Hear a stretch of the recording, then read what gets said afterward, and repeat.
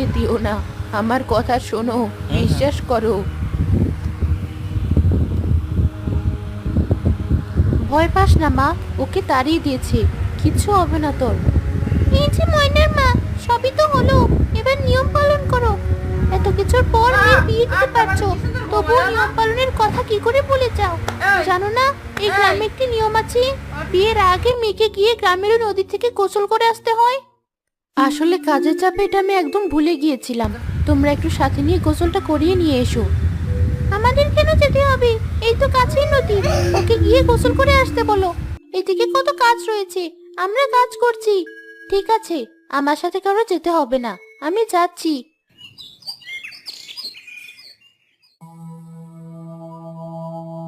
নদীতে মনে হচ্ছে আজ যেন একটু বেশি ঢেউ, নামতেই কেমন ভয় ভয় করছে। ভয় পেয়ে সময় নষ্ট করলে চলবে না। এদিকে সবাই আমার জন্য অপেক্ষা করছে, তাড়াতাড়ি গোসল করে যেতে হবে। নেমে পড়ি।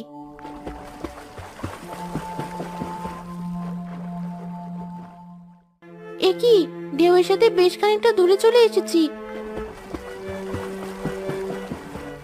তীরের দিকে তো যেতেও পারছি না। কে আছো? বাঁচাও, বাঁচাও আমাকে, আমি ডুবে যাচ্ছি। সে কখন গোসলে গিয়েছে মেয়েটা, এখনো এলো না কেন? আমার মনে এমন কু ডাকছে কেন?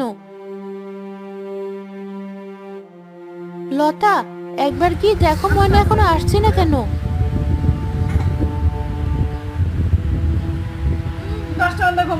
এ কি, নদীতে কোথাও তো ময়নাকে দেখা যাচ্ছে না।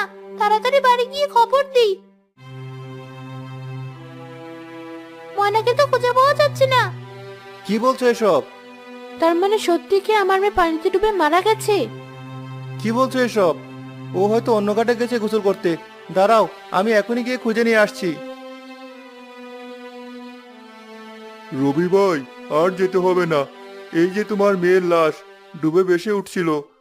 আমার লাশ দেখে শোকে আমার বাবা মাও সাথে সাথে মারা যায়, আর আমার অতৃপ্ত আত্মা তাদের ইচ্ছে পূরণে বেপরোয়া হয়ে ওঠে। আমি শাকচুন্নি হয়েও বিয়ের জন্য একের পর এক বিয়ের নৌকা আটকাতে থাকি। কিন্তু তোকে এটা বুঝতে হবে, তুই মরে গেছিস। তোর বিয়ে হওয়া সম্ভব নয়। আর যার ভাগ্যে যা থাকে না, তার পেতে চাওয়া বোকামি, যেটা তোর বাবা মাও করেছিল। তুই এসব ভুলে যা। আমি তোর শাকচুন্নি দশা থেকে মুক্তির জন্য গ্রামের মানুষ নিয়ে দোয়া করব। না হলে বাকি জীবন তোকে এভাবে শাকচুন্নি হয়ে থাকতে হবে। কোনো কবিরাজ হয়তো তোকে বন্দি করবে, খারাপ কাজ করাবে। বেশ, তবে তাই কর। মোড়ল মশাই, গ্রামের সবাইকে নিয়ে ওই মৃত পরিবারের জন্য দোয়া করতে বলুন। তাদের তো আপন আর কেউ নেই, আমাদেরই এসব করতে হবে।